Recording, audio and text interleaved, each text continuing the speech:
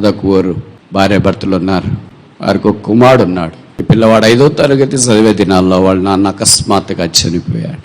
తల్లి ఏం చేయాలో దిక్కుదోచని పరిస్థితుల్లో మంచం పట్టింది.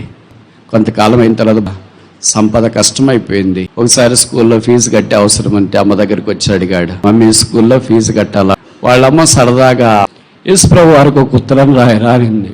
అప్పుడు కార్డ్స్ ఉండే, కార్డు తీసుకుని వచ్చినాడు. ప్రేమైన యేసుప్రభు నా తండ్రికి నీ కుమారుడు రాయటేమనగా, నేను 5వ తరగతి చదువుతున్నాను, ఈ స్కూల్లో కట్టడానికి ఫీజు నాకు లేదు, దయచేసి నాకు 500 ఫీజు పంపించు. ఇట్లా నీ కుమారుడు కనుక రాసినాడు. వాళ్ళ అమ్మ దగ్గరికి వచ్చిన, మమ్మీ అడ్రస్ ఏంటి చెప్పువా? నీకు తోచింది రాయరా? టు జీసస్ క్రైస్ట్, పరలోక రాజ్యం. తన అడ్రస్ యువతల వైపుకి రాసిన. ఓ రోజు తన తలుపు శబ్దం వినపడింది. పోస్ట్ మ్యాన్ కనిపించినాడు. పలానా ఐజాక్ నువ్వేనా అన్నాడు. అవును నేనే. నీకు 500 మనీ ఆర్డర్ వచ్చింది. ఎవరి పేరు వచ్చిందన్నా? ఐజాక్. నా ప్రియమైన కుమారుడా, యేసు ప్రభు నీకు పంపిస్తున్నా, ఫీజు 500 రూపాయలు. ఇట్లో యేసు ప్రభు. ఓ దినాన్న ఈ పిల్లవాడు తల్లి ఇద్దరు కలిసి పోస్ట్ ఆఫీస్కి వెళ్ళారు. పోస్ట్ ఆఫీసులో పోస్ట్ మాస్టర్ అంటారు కదా, ఆయన అడిగి తల్లి కుమారులు అడిగారు. మేము ఉత్తరం రాసి ఇక్కడికి వేసాము, 500 మాకు వచ్చినాయి, ఎట్లా వచ్చినాయో తెలియదు, ఇదిగో 500 తీసుకోండి, వేరే వాళ్ళకి ఎవరికైనా ఉంటే పంపించు. ఇప్పుడు ఆయన అన్నాడు, నువ్వు ఇస్సాక? అవును ఇస్సా. నువ్వు ఉత్తరం రాసావా? అవును ఉత్తరం రాసావు. ఆయన ఉత్తరం తీసి చూపించి, ఇదే నాను రాసిన ఉత్తరం? అవును ఇదే నేను రాసిన ఉత్తరం.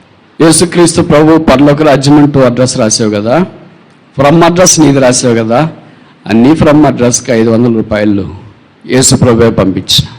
వాళ్ళమ్మ అడిగినప్పుడు యేసు ప్రభు ఎలాగ పంపించినాడు నాకు అర్థం కాదు, మీరు తీసుకున్నా తీసుకోండి, ఎలాగొచ్చిందో చెప్పనన్నా చెప్పండి. అప్పుడు ఆయన ఇలాగ చెప్పడం ఆరంభించిన. నేను కూడా క్రైస్తవుడిని, యేసు ప్రభుని నమ్మాను, చాలా కాలంగా ఈ పోస్ట్ ఆఫీస్లో పనిచేస్తున్నాను, నా దగ్గర 500 రూపాయలు ఎవరికైనా పేదవాళ్ళకి సహాయం చేయాలనుకున్నాను. ఈ ఉత్తరం ఎవరో డబ్బాలో వేసినారు. స్టార్ట్ చేసే పోస్ట్ మ్యాన్లు ఉంటారు కదా, వాళ్ళ సార్ దీనికి అడ్రస్ లేదు అని తెచ్చి నాకు ఇచ్చినారు. అడ్రస్ లేని ప్రతి ఉత్తరము ఖచ్చితంగా పోస్ట్ మాస్టర్ దగ్గరికి వెళ్తుంది. ఆయన చూసాడు, ఇది అడ్రస్ లేదా, ఫ్రమ్ అడ్రస్ ఉందా? ఉంది అనుకో.